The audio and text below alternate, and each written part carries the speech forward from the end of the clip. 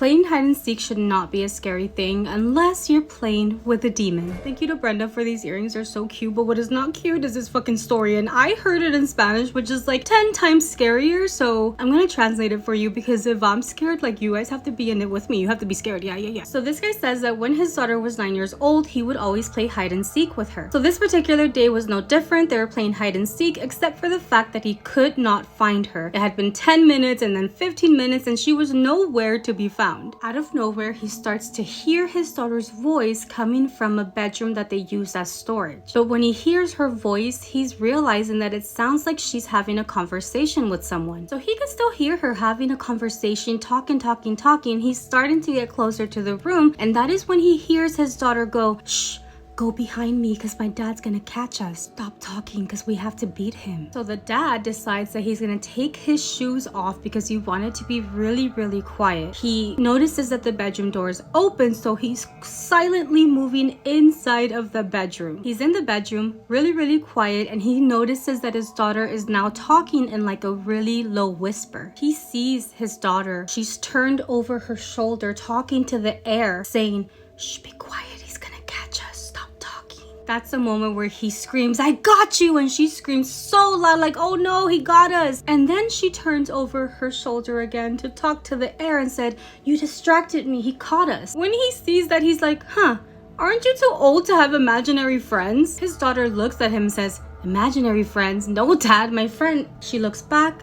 She's like, "Oh, where did she go? She's not in the room anymore." Oh my god, I was so scared. He said that he got like the biggest of goosebumps where like his whole body shook, and he looks at her and says, "Oh, you just scared the crap out of me." And then his daughter's like, "No, Dad, I'm not trying to scare you. Where did she go? Where is she?" And he's like, "What friend? There's nobody in here." And she goes, "No, when I came to hide in this room, this girl started talking to me. So I asked her if she wanted to be my friend, and she said yes. So I told her to hide so that you wouldn't find us, and she started telling me that she lives in this house, and who are we? I'm the owner of this house. Who are you?" And when this little girl, her friend, was saying that she lives in the house and who are you, she said that she told the little girl like, "Shh, be quiet, my dad's gonna catch us. Stop talking." That's the convo that the dad started hearing when he was going towards that bedroom. And the dad in his head is like, "What the fuck do you mean the little girl said that she lives in this house and who are we?" The dad explains it like that is like a horror movie moments. Like, why is this happening to me? Why are you telling me this? Like, what do you mean the little girl? Where is the little girl? So this day in particular was the girl's 9th birthday, and the dad, when she's telling him all this, he was like, "Okay, let's just go downstairs." They start walking down the stairs, and he, in order to make like fun of what's going on, he out loud says, okay,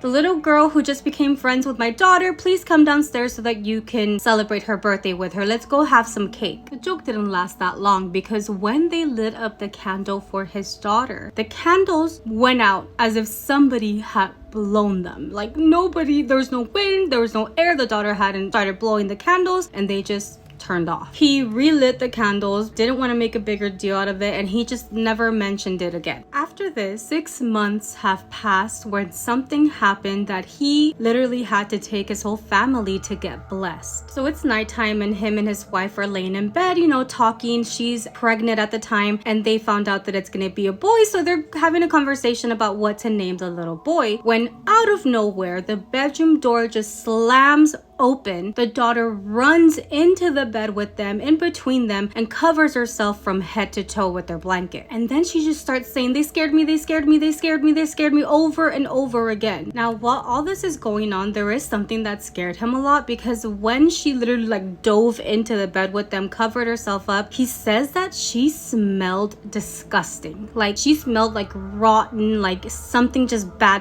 And it's not a smell that they had ever smelled on her before, or would even send her to bed smelling like that. It was just horrible. It was bad. So again, she's like, "They scared me, they scared me." And he's like, "What's going on? Like, what happened?" And that's when his daughter tells him, "Dad, there's something in my bedroom." And the dad's like, okay, something's in your room, but what? Tell me what happened. This is what she tells her dad. "Dad, I was already asleep on my bed, and you walked into the room and you started hugging me. And I told you, 'Dad, stop hugging me. I'm not a little girl anymore. Let me go to sleep.' And then when I opened my eyes to look at you, I found out that it wasn't you. And whoever that person was stops hugging me, goes and closes my door, and then it stands on the foot of my bed." So she explains that as this thing is standing on the foot of her bed, she could see that its form is changing. She sees the form of this thing's head that originally kind of looked like her dad. Then it starts getting really long. As it gets long, it also seems like it's dripping something on the ground. Like it just looks like there's water or something coming off of this thing. When she saw that, she started to get really scared. So as this thing was like turning and like dripping, she started to tiptoe to her door so that she can get out of there. And when she finally got to the door to open it, she felt that something grabbed her hand. So dad's listening to this, right? And he's like, shit, someone has probably broken into the house. He's not thinking it's paranormal, so he's looking around for something to use as a weapon. Unfortunately, he only found a wire hanger. He turns around, tell them to stay in the room, lock the door. I'm gonna go investigate and call the police. So as he's walking to leave the bedroom and leave his pregnant wife and daughter to lock the door, he hears when the daughter's like, it's because he touched me here. And he turns back to see his daughter's hand had actual black like liquid on it, like something did touch her. He goes into the bedroom. There is nobody there. He even goes into the daughter's restroom that is in the bedroom. There's absolutely nobody in that room. However,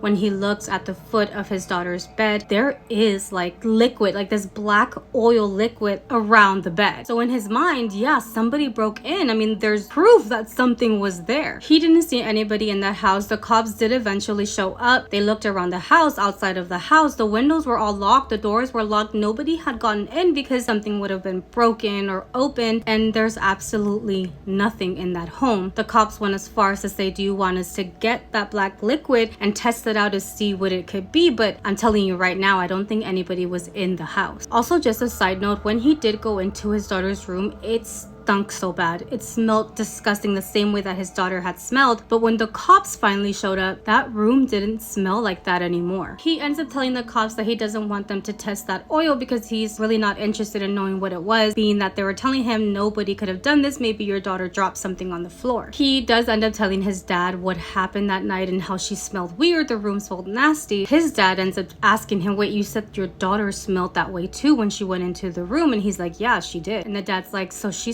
smelled that way, but when the cops got there, that smell was gone? And he was like, yes. That's when his dad tells him, son, I think you were visited by a demon. Stories like these make me feel like I cannot be a parent, because if my child came into the room and was like, I'm scared, I'm scared, I'm scared, I'm going under the blankets too. Like, I'm scared too. What are we gonna do about it? Because I'm not going out there.